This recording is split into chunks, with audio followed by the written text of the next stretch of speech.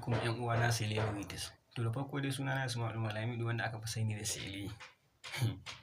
Kuna ganin nayi wannan wankan wai wankan Bahaushe, Turawa, Faransawa. Wallahi Sele ne ni, ji ake da ni. To tun da dama na zo ne in shari akan wannan bidiyon na Maryam Boss. Tun da na ga wannan bidiyon yana yawo a cikin YouTube kwana biyu, ni ma na fara taka tsantsan. Ni ma Sele ne. Na koma yin wanka, ɗan kamfaina da singileti. Ina cikin bayi saboda kada wani maƙala mun kyamara ni ma ɗauke ni ya yaɗa ni. Idan kuma na fito wankan, wai ba cire su nake yi ba. Ina ɗaukar zanin gadona ne wanda nake liɓewa saboda sanyi ake yi. Ina ɗaura shi tamkar zani.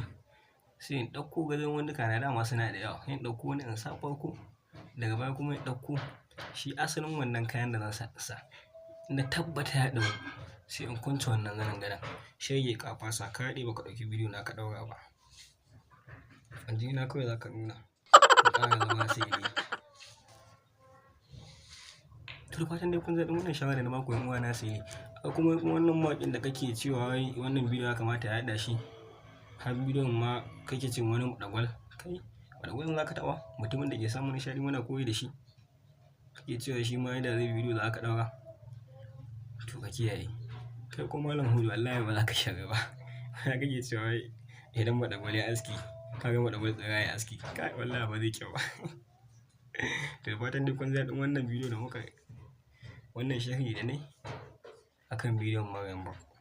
Sai ku danna subscribe domin samun sharhin na gaba. Kada ku manta sunana Celebrity.